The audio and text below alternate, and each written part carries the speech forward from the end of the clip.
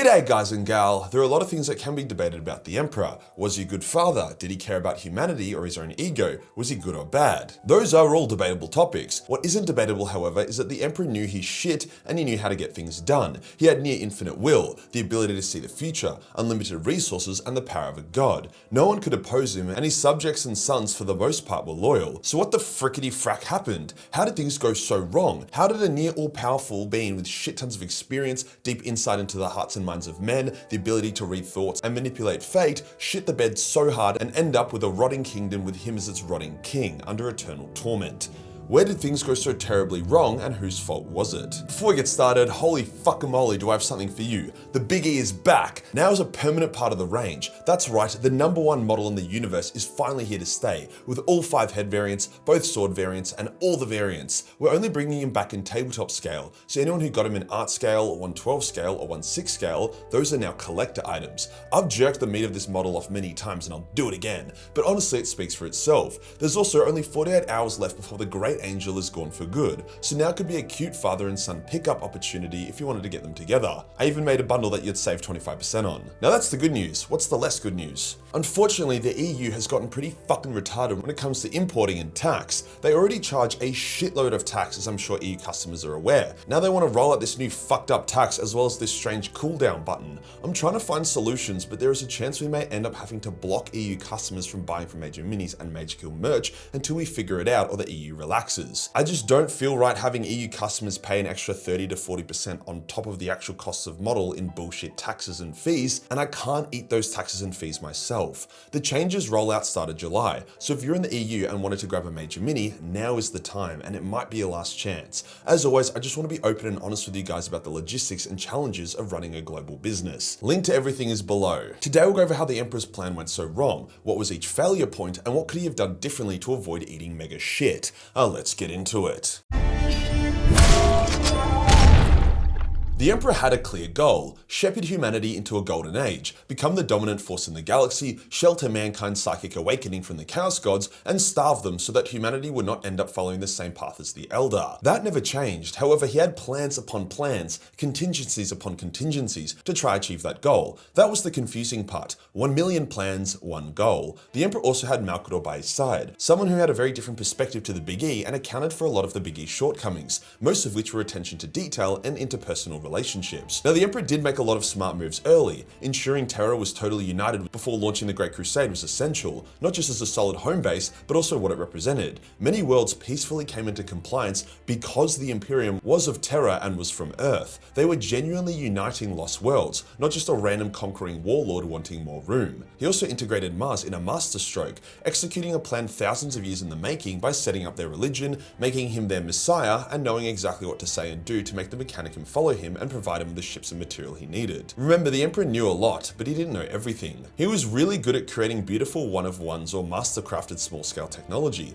He wasn't great at mass-producing stuff. His version of mass production created the Thunder Warriors, powerful, unstable warriors not suited for the stars. He also managed to create the Custodian Guard, literally perfect warriors and guardians, but he really struggled with that in-between. Like sure, the Space Marines were his creation alongside his scientists, but he needed Mars and Luna to take them from a powerful force to legions that could conquer the galaxy. Now even at this stage, the Emperor had contingencies. If Mars rejected his terms, the Dark Angels were ready to come in and fuck their shit up, taking Mars by force. However, despite the Emperor's plan going well, he did make some early mistakes here. See, when he presented himself as Mars's Jesus, many Martians did not believe him, thinking he was pulling a fast one on them. However, they felt forced to fall in line as they knew they would be stripped of their rank and power if they protested. This was the exact case for the Fabricator General, Lord of Mars, who held deep resentment for the Emperor for basically making Mars a vassal of Terra and also blocking Mars from accessing certain technologies or information without giving good explanations as to why. This would massively bite the Emperor in the ass, as during the heresy, the Mechanicum sided with Horus due to that deep resentment. The Emperor either needed to really get the Fabricator General on side via either spending more time with him or literally taking him on the crusade for a few decades and showing him the wonders the Emperor could bring, or the Emperor needed to dispose of the Fabricator General and do a purge of the upper ranks of the Mechanicum who did not like him, replacing them with staunch believer loyalists. Instead, he forced Mars into a deal and then fucked off. I know he was in a rush, but it was these kind of oversights that would be the main cause of the Emperor's problems later on. The Emperor had the attitude of, I know what I'm doing, you can tell I know what I'm doing this for humanity, being loyal to me is a no-brainer, shut the fuck up and fall in line. Which made total sense to the Emperor, but for dumb fuck egomaniacs with shit tons of power, you needed to stroke their egos more, or just outright remove them as a variable. The Emperor wasn't a political noob, but he underestimated humanity's deep-rooted retardation and ability to make terrible decisions out of spite. The crusade itself was handled pretty well. The Emperor took the Caesar approach. If we knock on your door and you hand us the keys, you'll be treated well. Your government and nobility will stay intact, and your culture will remain mostly untarnished. You will simply just need to integrate yourself into the Imperium and begin paying taxes. However, if you resist, then there would be fire and blood. Every single human world had to be made compliant. There were no exceptions, as the Emperor's goal could not allow for any disunity. For Xeno races, the Imperium of the Great Crusade was a lot more tolerant than people realize. If a Xeno race was peaceful and uncorrupted, often the policy was to designate them as a client state and put them under a protected status. However, the issue is this was entirely up to the whims of whichever imperial force discovered the Xeno race.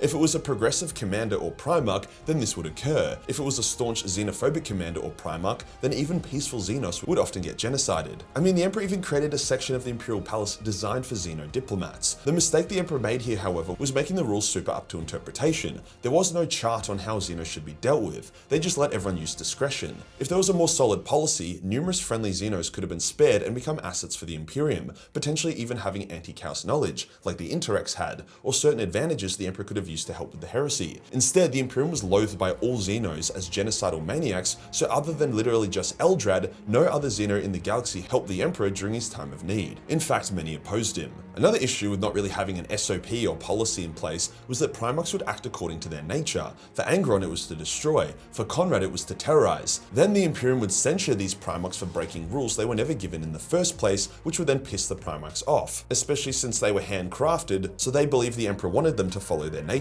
As an end result, this created a lot of division. Now, an important thing I want to note, the Great Crusade lasted for 200 years. The Emperor did spend years or even decades at a time with these Primarchs. Sure, some way more than others, however, think about your life 5 years ago. Think about the friends you had, the relationships you may have had. Think about the friendships and relationships you've lost in those 5 years. I'm sure for many of you, friends or partners you thought would be side by side for life are now bad memories. 5 years is short, but it is also a long time. Now scale that up to 200 years. The Emperor may have spent 10 amazing years with a Primarch and then next to no quality time with him for the other 190 years. For a less personal example, as someone who has employees, if I just fuck off for a bit or don't check in with them or we don't have team meetings regularly, my team risks losing direction, focusing on the wrong thing, and can occasionally crash out. This can occur in the span of weeks. Scale that up to 2 centuries and it's becoming more understandable why the Emperor was such a distant figure for many. The issue here is that the Emperor gave the Primarchs free reign, strong personalities, free will, and even encouraged rivalry and conflict between them to fuel their own fires. Basically, he gave them all egos and then wasn't around enough to keep them in check. The Emperor's method of trying to keep these egos in check was to send custodians, space wolves, and imperial dignitaries to watch over Primarchs, which mostly just pissed off those Primarchs rather than creating a bridge between father and son. Likewise, when a Primarch did something wrong or something that wasn't conducive to the Emperor's plans, the Emperor came down on them like a hammer, seeking to punish his sons brutally rather than taking it as a teachable moment. For example, when Lorgar's progress into the Crusade came to a crawl as he painstakingly converted each compliant world into a religious one, the Emperor responded by getting the Ultramarines to blow up Lorgar's favorite city. Then he psychically mindfucked the entire Wordbearer's Legion